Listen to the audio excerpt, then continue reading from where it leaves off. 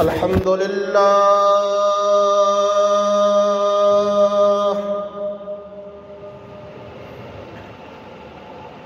الحمد للہ نحمده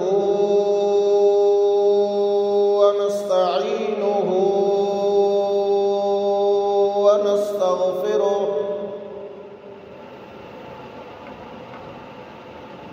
ونعوذ باللہ من شرور انفسنا ومن سیئات اعمالنا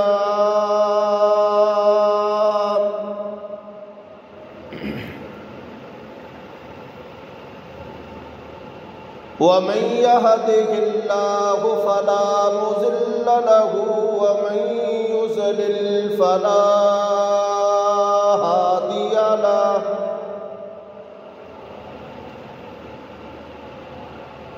أشهد أن لا إله إلا الله وحده لا شريك له وأشهد أن محمدًا عبده ورسوله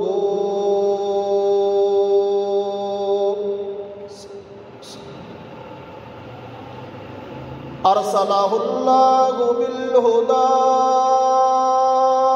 ودين الحق ليظهره على الدين كله ولو كره المشركون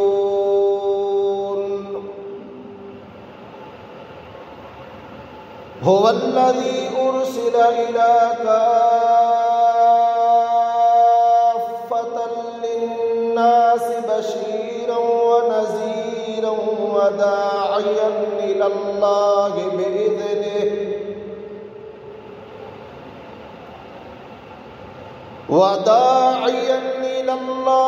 بإذنه وسراجا منيرا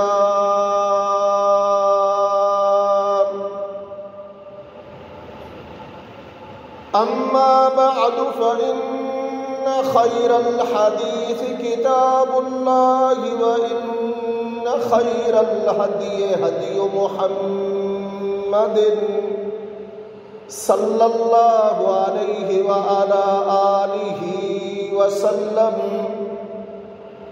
وإن شر الأمور محدثاتها وكل محدثة بدعة وكل بدعة ضلالة وكل ضلالة في النار.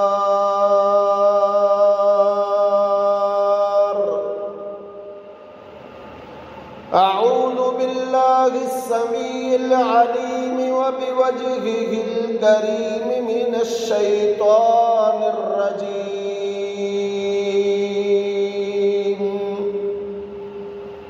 من همزه ونفخه ونفسه. لقد جاءكم رسول من أنفسكم عزيز عليه ما عنتم حريص عليكم بالمؤمنين رؤوف رحيم.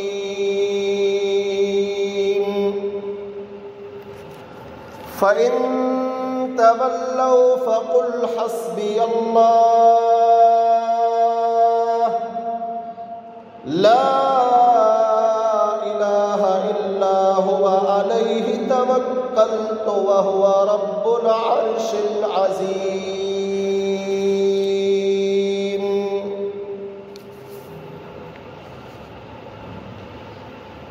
لقد جاءكم رسول، تحقیق تمہارے پاس آ چکے رسول صلی اللہ علیہ وسلم من انفسکم، جو تمہارے ہی نفسوں ذات برادری میں سے ہے. عزیز علیہ ما عنتم، بھاری گزرتا ہے اس پر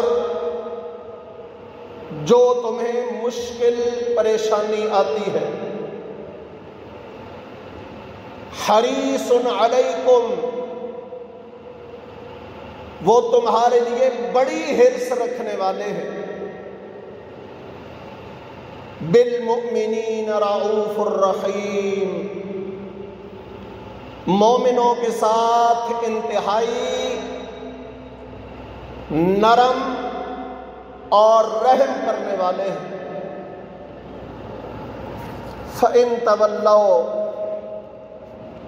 پس اگر پھر بھی پھر جائیں تو فَقُلْ حَسْبِيَ اللَّهُ، تو اللہ کے نبی آپ فرما دیں مجھے میرا اللہ ہی کافی ہے۔ لا الہ الا ہوا، کوئی معبود نہیں ہے سوائے اس کے۔ علیہ توکلت، میں نے اسی پر بھروسہ کیا۔ وَهُوَ رَبُّ الْعَرْشِ الْعَظِيمِ، اور وہ بہت بڑے عرش کا رب ہے۔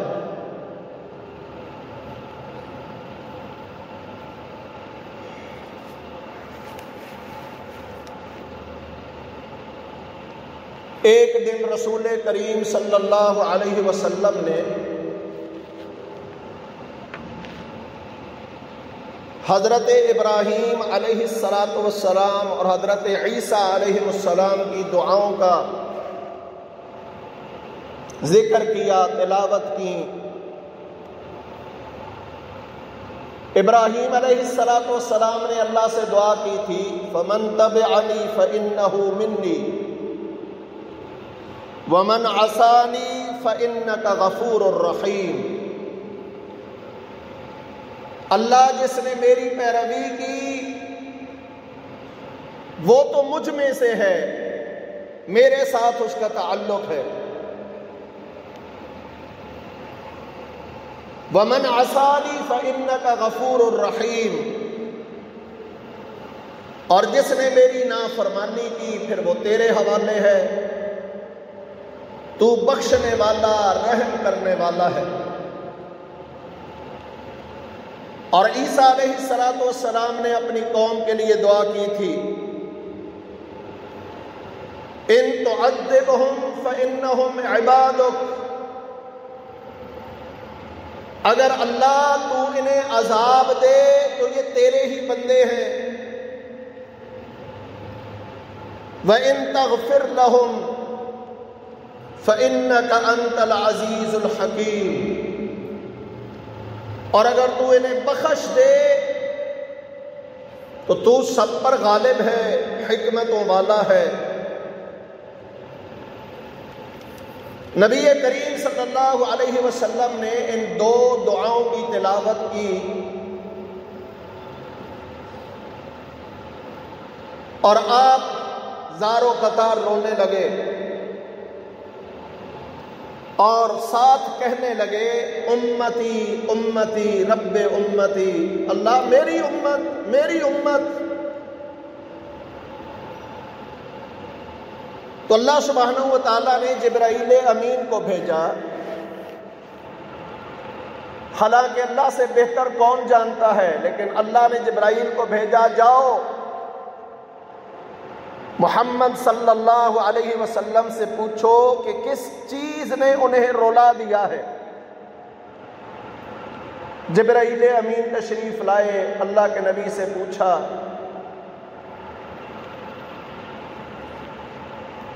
تو نبی کریم صلی اللہ علیہ وسلم نے فرمایا میری امت کا کیا بنے گا؟ جبرائیل امین نے جا کر اللہ سبحانہ و تعالیٰ کو وضاحت کی، جبکہ اللہ تو خوب جانتا تھا۔ فرمایا جاؤ محمد صلی اللہ علیہ وسلم کو کہہ دو کہ اللہ کے نبی ہم آپ کو خوش کر دیں گے اور نا امید نہیں کریں گے۔ یہ حدیث صحیح مسلم کے اندر آتی ہے ایک اور حدیث میں آتا ہے، نبی کریم صلی اللہ علیہ وسلم نے فرمایا، ہر امتی کو، سبحان اللہ، ہر نبی کو ایک دعا کا اختیار دیا گیا کہ وہ دعا کرے، اس کی دعا کو قبول کیا جائے گا، رد نہیں کی جائے گی۔ ایک دعا جو مرضی مانگ لے۔ تو نبی صلی اللہ علیہ وسلم نے فرمایا ہر نبی نے اپنی امت کے لیے وہ دعا اللہ سے مانگ لی، جبکہ میں یہ دعا ذخیرہ رکھ رہا ہوں اپنی امت کی سفارش کے لیے۔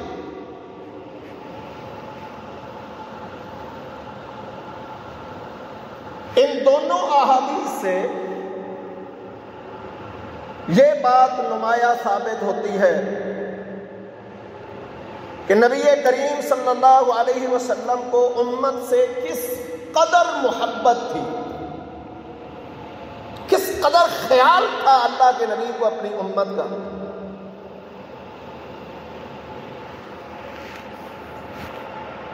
ترمذی میں حدیث آتی ہے، نبی کریم صلی اللہ علیہ وسلم پوری رات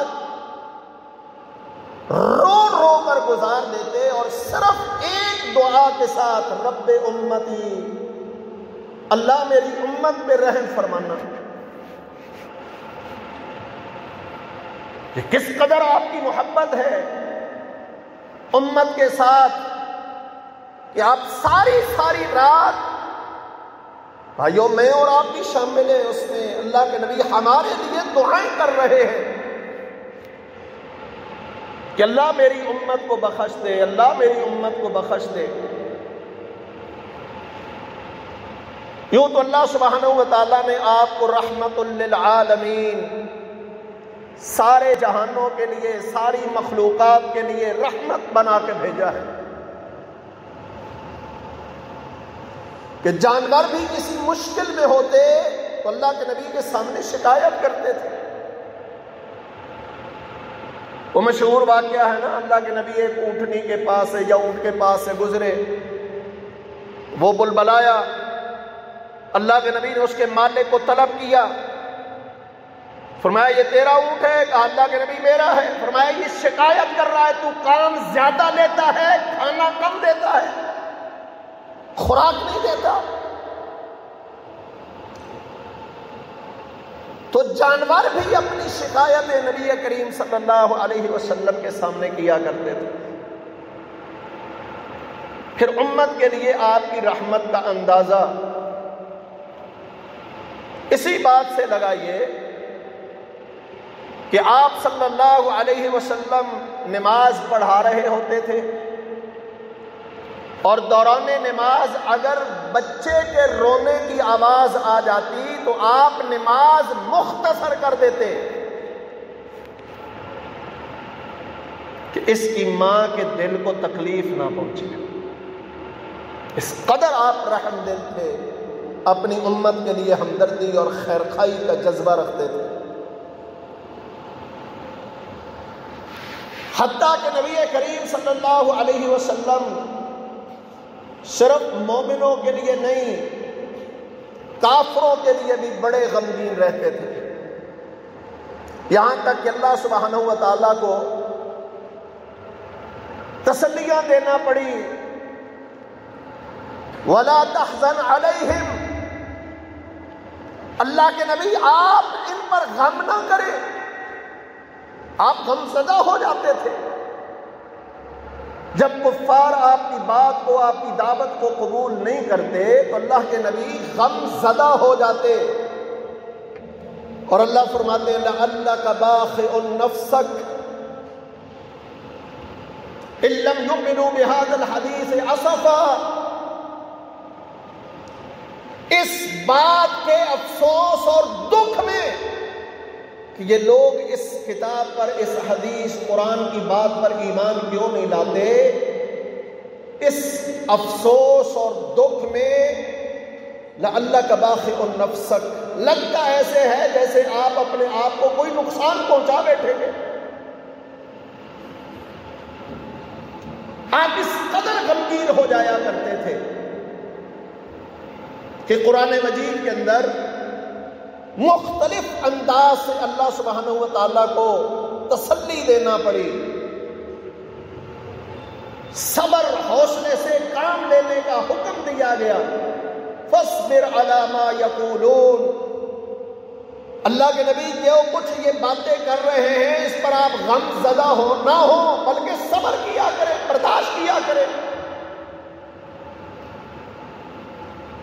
اور جب آپ اپنے چچا کو کان میں کلمہ پڑھنے کو دعوت دے رہے تھے اور اسی حالت میں چچا فوت ہو گیا اور اس نے کلمہ نہیں پڑھا، تو آپ انتہائی رنجیدہ ہو گئے، غمگین ہو گئے،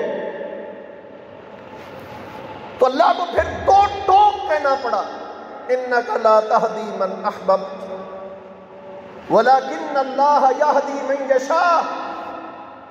اللہ کے نبی ہدایت آپ کے اختیار میں تو نہیں ہے، ہدایت دینا تو اللہ کے اختیار میں ہے، جب چاہے جسے چاہے عطا کر دے، اور جسے محروم رکھنا چاہے اسے کوئی ہدایت نہیں دے سکتا۔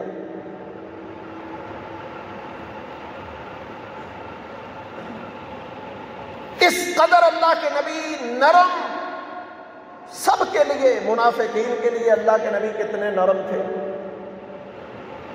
عبداللہ بن ابی جس ملعون نے یہ تک کہا تھا احد سے واپسی پر، لشکر واپس لے کے آ گیا نا، درمیان میں توڑ کے صحابہ کرام کو دو گروہوں میں بانٹ دیا، 300 کے قریب افراد کو اپنے ساتھ لے کر واپس آ گیا، جنگ کے لیے نہیں گیا۔ تو راستے میں آتے ہوئے اپنے ساتھیوں کو کہنے لگا، جب یہ لوگ مدینے میں واپس آئیں گے نا تو پھر ہم عزتوں والے، لَيُخْرِجَنَّ الْأَعَزُّ مِنْهَا الْأَذَلَّ، ہم عزتوں والے نعوذ باللہ ان ذلیلوں کو نکال باہر کریں گے۔ آپ کو یہ بات پہنچ گئی، معلوم ہو گئی، بتا دیا گیا، کس قدر آپ غمگین ہوئے ہوں گے، لیکن اس کے باوجود آپ نے کوئی ایکشن نہیں لیا، یہاں تک کہ صحابہ کرام نے قتل کی اجازت مانگی تھی،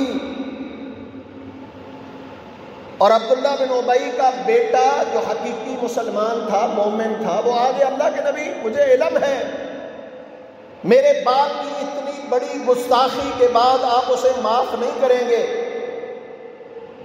آپ اس کے قتل کے آرڈر جاری کریں گے، کیونکہ اس کے سامنے تھا نا کعب بن اشرف، کعب بن اشرف یہودی کا قتل، اور دوسرے یہود جنہوں نے اللہ کے نبی کی ڈائریکٹ گستاخی کی، اللہ کے نبی نے انہیں قتل کروایا۔ تو یہ ڈرا اندر سے کہ میرے باپ نے بھی بڑی گستاخی کر دی ہے، کہاں سے بخشا جائے گا؟ تو اللہ کے نبی کے پاس خود آ گیا، اللہ کے نبی مجھے معلوم ہے آپ بخشیں گے نہیں، بجائے اس کے کہ آپ کسی اور کو حکم دیں وہ میرے باپ کو قتل کرے، کہیں جاہلیت میرے اندر نہ جاگ پڑے انتقام لینے کی، آپ مجھے حکم کریں، میں اپنے باپ کا سر کاٹ کے آپ کے قدموں میں لا کے رکھتا ہوں۔ آپ نے فرمایا نہیں۔ اور یہ بھی معلوم ہے، ہم تاریخ میں، سیرت کی کتابوں میں پڑھتے ہیں، قرآن مجید بھی بتاتا ہے، اسلام کا جتنا نقصان منافقین نے کیا، کافروں نے اتنا اسلام کا نقصان نہیں کیا۔ اور منافقین کا سردار کون تھا؟ عبداللہ بن ابی۔ آپ کس قدر رحیم و کریم، مرا تو یہی بیٹا اللہ کے نبی کے پاس آ گیا، فرمایا اللہ کے نبی باپ میرا ہے، مر گیا ہے، جو کچھ کرتا تھا، کہتا تھا، مجھے بھی معلوم ہے، آپ کو بھی معلوم ہے، لیکن اللہ کے نبی جنازہ پڑھا دیں، شاید اللہ اسے بخش دے۔ آپ کس قدر رحیم و کریم تھے، آپ نے صرف جنازہ پڑھانے کی حامی نہیں بھری، اپنا کرتا قمیض اتار کے دے دیا، فرمایا جاؤ میرے کرتے میں اسے کفن دے دو۔ صحابہ نے روکا لیکن آپ پھر بھی گئے جنازہ پڑھانے کے لیے۔ یہ تو اللہ نے اعلان کر دیا، اللہ کے نبی آپ نے ایک دفعہ پڑھا، 70 مرتبہ بھی پڑھے تب بھی نہیں بخشوں گا۔ اور اللہ کے نبی کی رحم دلی مزید بھی دیکھیے، فرمایا اگر مجھے یقین ہو نا کہ 70 سے زیادہ مرتبہ اس پہ جنازہ پڑھاؤں تو بخش دیا جائے گا، تو میں 70 سے زیادہ مرتبہ بھی پڑھانے کو تیار ہوں،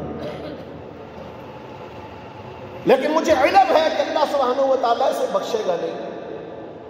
اس قدر رحیم و کریم اللہ کے نبی صلی اللہ علیہ وسلم، امت کا درد رکھنے والے، اور آپ صلی اللہ علیہ وسلم نے فرمایا قیامت کے دن میں اپنی امت کی سفارش کروں گا، سفارش کبریٰ، پھر سفارش صغریٰ، اجتماعی سفارش، پھر انفرادی سفارش۔ اجتماعی سفارش،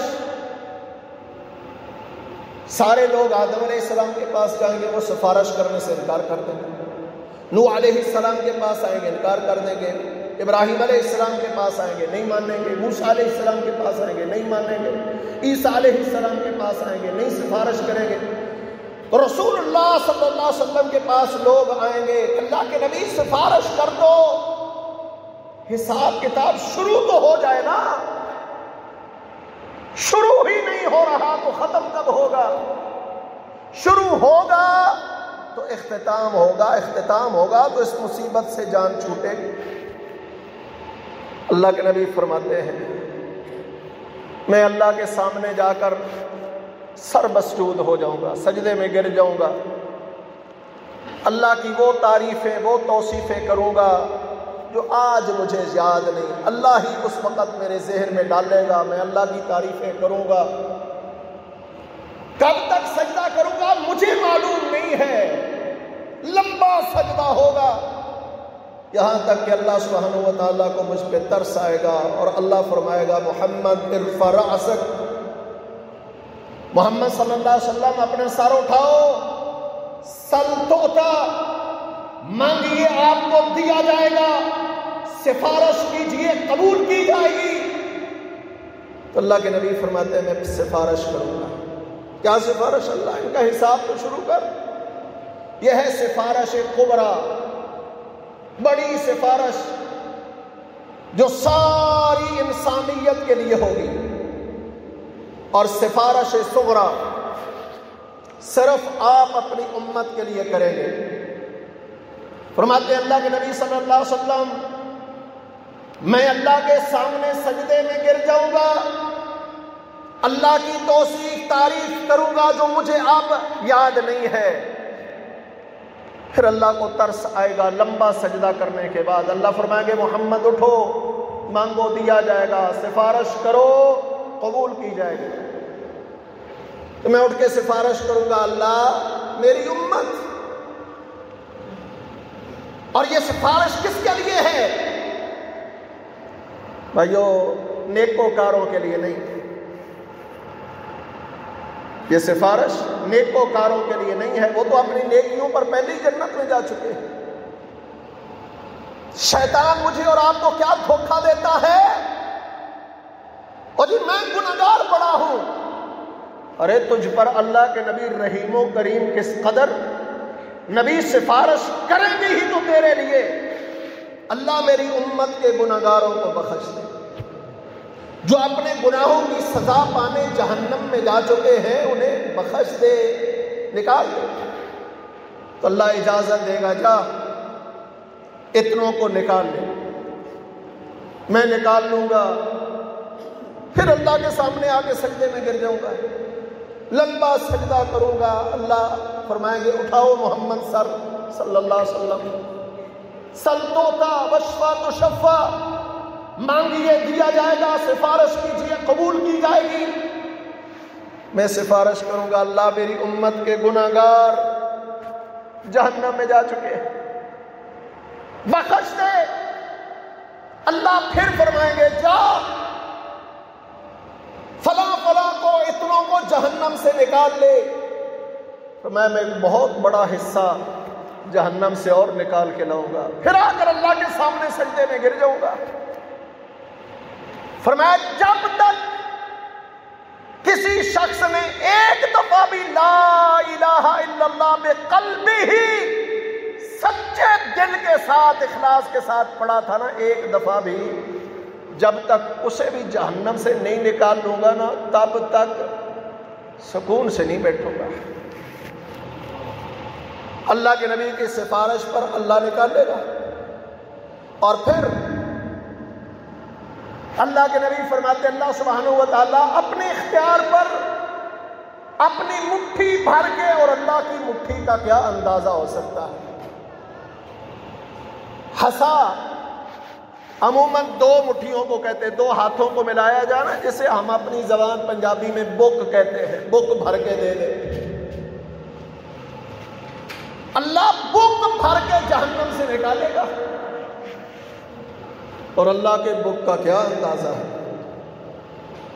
کوئی جہنم میں جب تک اللہ کے نبی کا امتی رہے گا نا، اللہ کے نبی کو سکون نہیں آئے گا۔ کیا محبت تھی ہمارے نبی کو ہم سے، اور کتنے بد نصیب نکلے ہم کہ دعوے تمہیں اور آپ بھی محبت کے کرتے ہیں، اور کیوں نہ کریں کہ نبی سے محبت کا دعویٰ تو ہمارے ایمان کا حصہ ہے۔ والذی نفسی بیدی، اللہ کے نبی فرماتے ہیں اس ذات کی قسم ہے جس کے ہاتھ میں محمد الرسول اللہ صلی اللہ علیہ وسلم کی جان ہے، تم میں سے کوئی بندہ مومن نہیں ہو سکتا حتی اکون احب الیہ من ولدہ ووالدہ والناس اجمعین۔ کوئی بندہ مومن نہیں ہو سکتا جب تک وہ اپنے والدین سے زیادہ، اپنی اولاد سے بڑھ کر، اور کائنات کی ہر چیز سے زیادہ میں محمد الرسول اللہ صلی اللہ علیہ وسلم سے محبت نہ کروں۔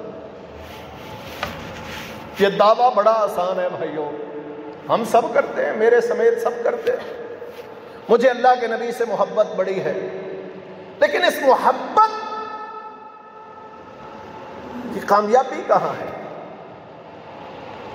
اس محبت کے امتحان میں ہم کامیاب کیسے ہو سکتے ہیں؟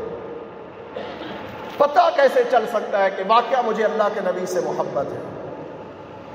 یہاں اللہ کے نبی نے اس حدیث میں وضاحت کر دی ہے، اولاد سے بڑھ کر، والدین سے زیادہ، کائنات کی ہر چیز سے بڑھ کر اللہ کے نبی سے محبت۔ اور ایک اور حدیث آتی ہے صحیح بخاری میں، عمر بن خطاب رضی اللہ عنہ اللہ کے نبی کے ساتھ جا رہے تھے، اللہ کے نبی نے صلی اللہ علیہ وسلم محبت سے عمر کا ہاتھ پکڑ لیا، جیسے یار یار کے ساتھ، دوست دوست کے ساتھ جا رہا ہو تو ایک دوسرے کا ہاتھ پکڑ لیتے۔ عمر رضی اللہ عنہ نے دیکھا نا اللہ کے نبی نے میرا ہاتھ پکڑ لیا، تھوڑا شیخی میں آ گئے، کہنے لگے اللہ کے نبی انا احبک، یہ مت سمجھیے کہ آپ مجھ سے محبت کرتے ہیں، میں بھی آپ سے محبت کرتا ہوں۔ اور میں عمر کتنی محبت کرتے ہو؟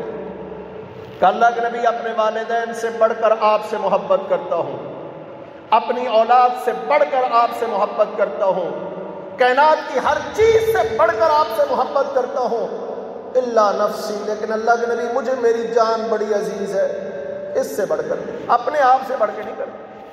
اور میں عمر تیرا ایمان کامل نہیں جب تک اپنی جان سے بھی بڑھ کر میں محمد الرسول اللہ صلی اللہ علیہ وسلم سے محبت نہ کروں۔ فرمایا اللہ کے نبی اگر ایسی بات ہے تو پھر اب آپ مجھے میری جان سے بھی زیادہ عزیز ہیں۔ النبی اولا بالمؤمنین من انفسہم، نبی صلی اللہ علیہ وسلم مومنوں پر ان کی جانوں سے بڑھ کر حق رکھتے ہیں۔ میرے ذمہ میری اولاد کا اتنا حق نہیں، میرے والدین کا اتنا حق نہیں، میری جان کا مجھ پر اتنا حق نہیں ہے جتنا اللہ کی قسم اللہ کے نبی کا مجھ پر حق ہے۔ لیکن بھائیوں، کیسے دیکھوں میں اپنے اندر کہ واقعہ میں اللہ کے نبی سے محبت کرتا ہوں، جبکہ محبت نبی کے بغیر ایمان ہی کامل نہیں ہے؟ تو پھر اس کا بہترین طریقہ یہ ہے، اس محبت کا پتہ تب چلتا ہے بھائیوں جب ایک طرف اللہ کے نبی کی سنت و بات ہو اور دوسری طرف اولاد کھڑی ہو، یہاں پتہ چلتا ہے محبت کا۔ اولاد کہتی ہے ہم یہ کریں گے، وہ کریں گے، خوشی ہو غمی ہو، کتنے ایسے مواقع آ جاتے ہیں ہم یہ کریں گے، کیونکہ آج کل ماڈرن دور ہے بھائی، لوگ دیکھا دیکھی بہت کچھ کرتے ہیں۔ باپ اللہ کے نبی سے محبت کا بڑا دعوے دار ہے، اللہ کے نبی کی حدیث منع کر رہی ہے، پتہ چلتا ہے نا یہاں اولاد کی بات مانتا ہے کہ اللہ کے نبی کی بات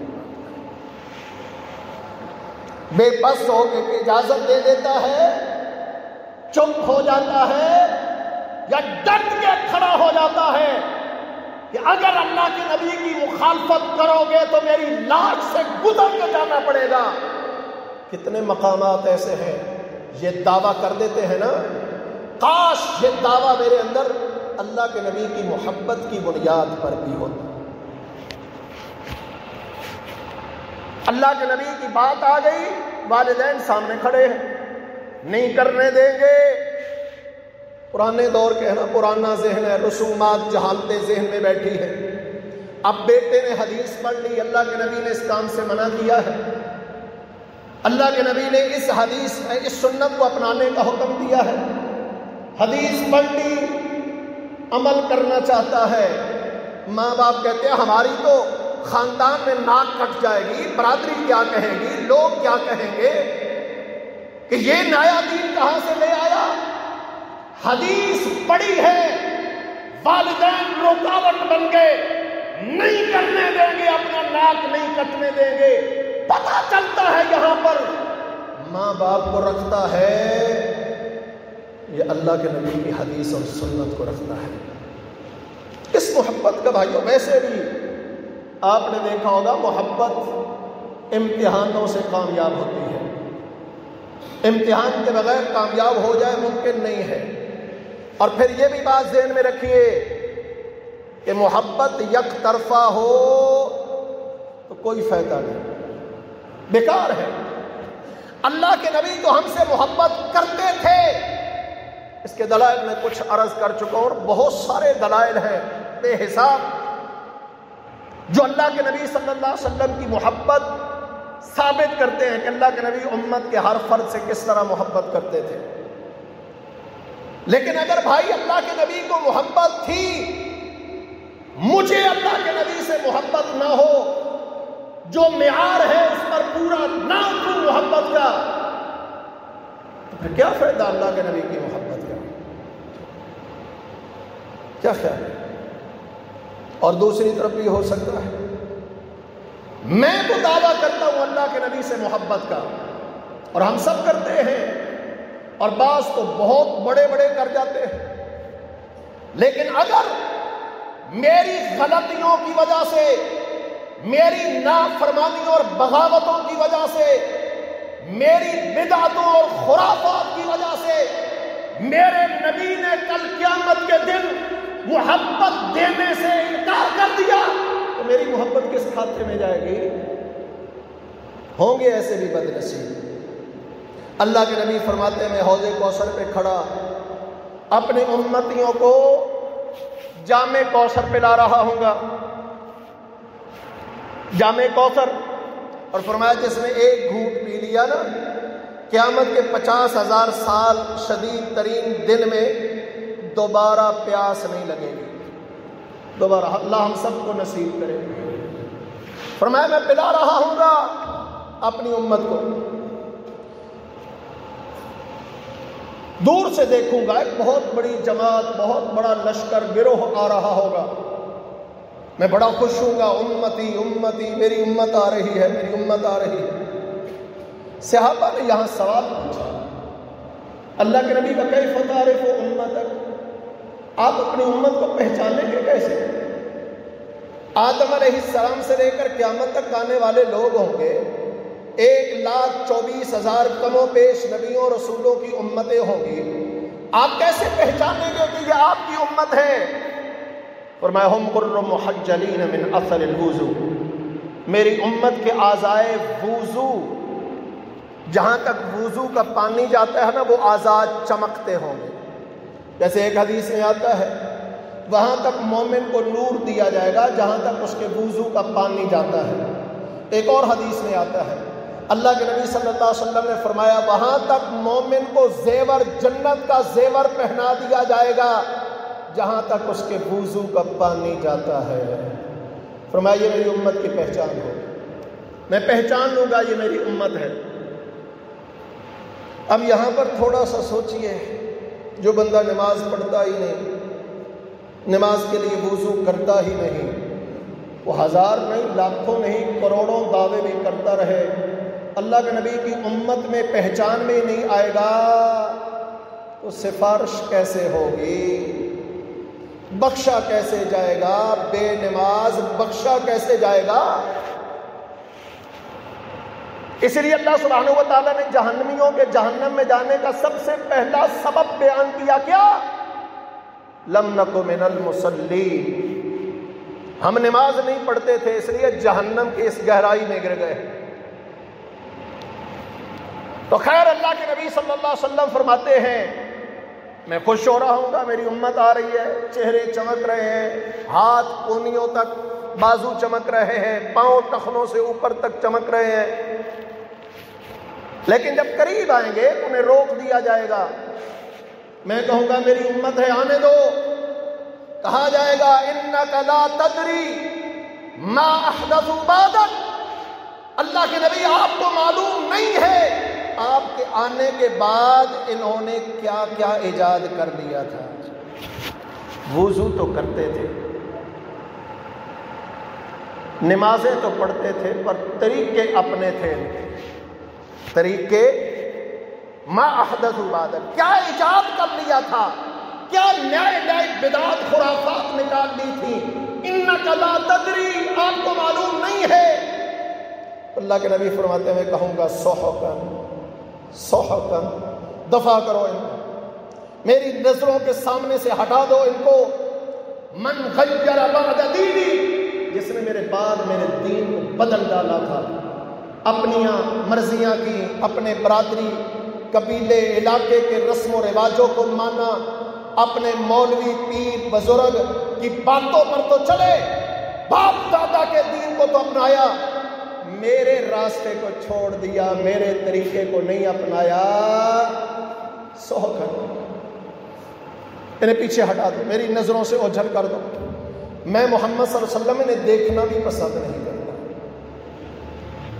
کیا بنے گا پھر؟ یہاں محبت کے دعوے ہیں اللہ کے نبی سے، اور اللہ کے نبی نے ہی نفرت کا اظہار کر دیا، تو میری تیری محبت کے دعوے کس کھاتے میں آئیں گے؟ تو دونوں صورتوں میں پریشانی ہے بھائیوں. اللہ کے نبی مجھ سے محبت کا اظہار کرتے ہیں، لیکن اگر میں اللہ کے نبی سے محبت نہیں کرتا تو کوئی فائدہ نہیں. میں محبت کا دعویٰ کرتا ہوں لیکن اللہ کے نبی نے ریجیکٹ کر دیا، کیا بنے گا؟ کیونکہ نبی کریم صلی اللہ علیہ وسلم نے فرمایا، محبت کا معیار بتایا، محبت کا طریقہ بتایا. بھائی دعووں سے محبت ثابت نہیں ہوتی، دعووں سے محبت، یقین کرو آج کل کی آوارہ لڑکیاں دعووں کی محبت کو نہیں مانتی. میرا تیرا نبی کیسے دعوے کی محبت کو مان لے گا؟ صرف دعویٰ، عمل نہ ہو. محبت کا معیار بتایا، معیار من احب سنتی فقد احبنی، جس نے میری سنتوں سے محبت کی اس نے میرے ساتھ محبت کی ہے. اب سنتیں کہاں سے ملے گی؟ دکھ سے کہتا ہوں کہ ہم مرتے دم تک اگر میں آپ سے پوچھوں کہ کتنے بھائی ہیں باقی اعمال اسلام کے احکامات کو چھوڑ دیجیے۔ اسلام کا پہلا فریضہ، اسلام قبول کرنے کے بعد پہلا عائد ہونے والا فرض نماز ہے نا۔ کتنے بھائی بزرگ ہیں جنہوں نے اپنی نماز اللہ کے نبی کی حدیثوں کو پڑھ کے سیکھی ہے؟ اکثریت کون ہے؟ کون سی نماز ہم پڑھ رہے ہیں؟ باپ دادا والی، امی ابو نے بچپن میں سکھا دی تھی، دادی دادا نے پڑھا دی تھی، مسجد میں جاتے تھے مولوی صاحب نے سبق دے دیا تھا، بڑے ہو کے ہر چیز کی تحقیق کی، اور یہ مجھے توفیق نہیں ملی کہ میں دیکھوں میرے نبی نماز کس طرح پڑھتے تھے۔ صحابہ اللہ کی قسم مسلمان ہوتے تھے، یہ فکر رکھتے تھے۔ اٹھاؤ وائل بن حجر رضی اللہ تعالی عنہ کو، صحیح بخاری مسلم کے اندر حدیثیں ہیں۔ وائل بن حجر فرماتے ہیں شہزادہ ہے، یمن کے علاقے حضر الموت کا بادشاہ ہے، کہتا ہے جب میں مدینے میں آ کے مسلمان ہوا، مجھے سب سے زیادہ جس چیز کی فکر اور شوق ہوتا تھا نا، وہ یہ ہوتا تھا کہ نماز میں اللہ کے نبی کے قریب کھڑا ہوں تاکہ نماز سیکھوں، جیسے اللہ کے نبی پڑھتے ہیں اسی طرح پڑھوں۔ یہ احساس مجھے اور آپ کو بھی ہے؟ نہیں ہے؟ پہلے فریضے پر اگر میں اور آپ پکڑے گئے، شیطان نے دھوکہ مجھے اور آپ کو کیا دیا ہوا ہے؟ کسی کو نصیحت کرو نا، یقین کرے غلطی کر رہا ہے اسے نصیحت کرو، بھائی اللہ کے لیے یہ نماز اس طرح نہیں پڑھتے ہیں، تو آگے بس اللہ قبول کرے گا۔ کیوں بھائی؟ اللہ نے کوئی تیرا ادھار دینا ہے جو قبول کرے گا، مجبور ہوگا تجھ سے۔ اللہ الصمد، اللہ بے نیاز ہے تمہاری نمازوں سے بھی، تمہارے ایمان قبول کرنے سے بھی۔ اللہ بے نیاز ہے، محتاج نہیں ہے۔ میں نماز کا محتاج ہوں، اپنی نماز کا ضرورت مند میں ہوں، میرا رب میری نماز کا ضرورت مند نہیں ہے۔ اور یہ شیطان کا دھوکہ کہ اللہ قبول کرے گا، نہ بھائیو، دھوکے میں نہ رہیے۔ نبئ عبادی انی انا الغفور الرحیم وان عذابی هو العذاب العلیم۔ میرے بندوں کو خبر دے دو میں بخشنے والا بھی ہوں اور میرا عذاب بھی بڑا سخت ہے۔ بخشش کن کے لیے ہے؟ جنہوں نے اللہ کی مانی اور جس کو اللہ نے مقرر کیا اس کی مانی۔ یہاں تک کہ اللہ کے نبی نے فرمایا، یہود و نصارہ میں اور آپ انہیں کافر کیوں کہتے ہیں؟ یہودی کافر کیوں ہیں؟ حالانکہ یہودی ہزاروں نبیوں کو مانتے ہیں، ہزاروں نبی۔ عیسائیوں کو کافر کیوں کہتے ہیں؟ عیسیٰ علیہ السلام تک آنے والے سارے نبیوں کو وہ مانتے ہیں۔ کافر کیوں ہو گئے؟ کہ محمد الرسول اللہ کی نہیں مانی۔ اور یہی بات اللہ کے نبی نے فرمایا، لو کان موسیٰ حیا، اگر موسیٰ زندہ ہو کے آ جائیں، ان کے لیے بھی کوئی چارہ نہیں ہوگا کہ میری پیروی چھوڑ دیجیے، انہیں بھی میری اتباع کرنا پڑے گی۔ اگر موسیٰ اپنی شریعت چلائیں اور تم لوگ مجھے چھوڑ کے موسیٰ کلیم اللہ کے پیچھے لگ جاؤ، لَزَلَلْتُمْ عَنْ سَوَاءِ السَّبِيلِ، سیدھے رستے سے گمراہ ہو جاؤ گے۔ موسیٰ پیغمبر کون ہے؟ جسے میں نے اور آپ نے بنایا، لوگوں نے امام بنا لیا، لوگوں نے پیر مان لیا، لوگوں نے مفتی کہہ دیا، کسی مدرسے سے سند یافتہ ہو گئے۔ نہیں، اللہ نے بھیجا، وحی اتاری، کلیم اللہ کا لقب دیا، کتاب تورات نازل کی، اپنا برگزیدہ قرار دیا۔ اس کے باوجود محمد الرسول اللہ کے آ جانے کے بعد موسیٰ کلیم اللہ کی بھی نہیں چل سکتی، میرے تیرے باپ دادا کی اوقات کیا رہ گئی؟ تو بھائیو، محبت کا معیار سمجھو۔ اللہ کے نبی ہم سے انتہا کی محبت کرتے تھے، انتہا کی محبت، لیکن مجھ سے اور آپ سے بھی محبت کا ہی مطالبہ ہے۔ اور محبت کے مطالبے کے ساتھ معیار بتا دیا، سنتوں کو اپناؤ، نبی کی باتوں پر چلو، جن کاموں سے نبی نے روک دیا ان سے رک جانا بھی اللہ کے نبی سے محبت کا ہی اظہار ہے۔ جس چیز کو میرے نبی نفرت سے دیکھتے تھے، جس چیز کو میرے نبی ناپسند کرتے تھے، مجھے اور آپ کو وہ پسند کیسے آ گئی؟ جس چیز سے نبی نفرت کرتے تھے، محبت کا تقاضا یہ ہے مجھے اور آپ کو بھی اس سے نفرت ہونی چاہیے۔ دوستو یار، دوستوں کے دشمنوں کو بھی دشمن سمجھ لیتے ہیں۔ یہ کیسے ممکن ہے کہ نبی جس چیز سے دشمنی کا اظہار کریں وہ میں اور آپ اپنا لیں اور پھر بھی محبت کے دعوے کرتے پھریں؟ نہیں بھائیو، اپنے ایمان کو درست کرنا چاہیے، اپنی محبت کے انداز کو صحیح سیکھنا چاہیے، اپنانا چاہیے، پھر جا کے کامیابی ملنی ہے۔ اللہ سبحانہ و تعالی میرے اور آپ کے دل میں اللہ سبحانہ و تعالی اپنی اور اپنے نبی کی سچی محبت پیدا کر دے۔ محبت وہ کہ مصور کھینچ وہ نقشہ کہ جس میں یہ صفائی ہو، مصور کھینچ وہ نقشہ کہ جس میں یہ صفائی ہو، ادھر حکم محمد ادھر گردن جھکائی ہو۔ یہ انداز اللہ ہمیں بھی عطا کر دے۔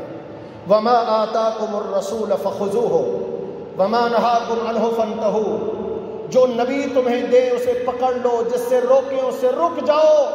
یا اللہ یہ محبت کا انداز ہمیں بھی عطا فرما دے، تاکہ کل قیامت کے دن ہم تیرے نبی کے ہاتھوں سے حوض کوثر سے جام کوثر پی لیں، ان کی سفارش کے ذریعے سے جنت میں داخل ہو جائیں۔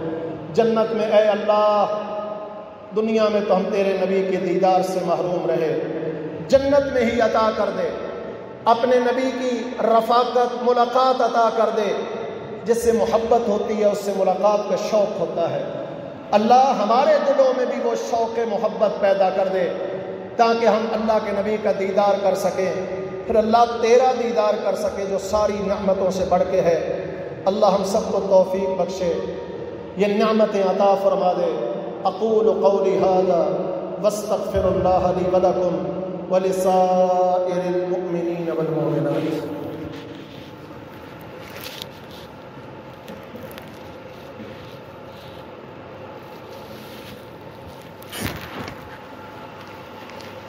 ان الحمد للہ نحمده ونستعینه ونستغفره ونعوذ باللہ من شرور انفسنا ومن سیئات اعمالنا، ومن يهده الله فلا مضل له ومن يضلل فلا هادي له، اشهد ان لا اله الا الله وحده لا شريك له واشهد ان محمدا عبده ورسوله، اما بعد فان خير الحديث كتاب الله وإن خير الهدي هدي محمد صلى الله عليه وسلم۔ عباد الله رحمكم الله، إن الله يأمر بالعدل والإحسان وإيتاء ذي القربى وينهى عن الفحشاء والمنكر، سبحان ربك رب العزة عما يصفون وسلام على المرسلين والحمد لله رب العالمين۔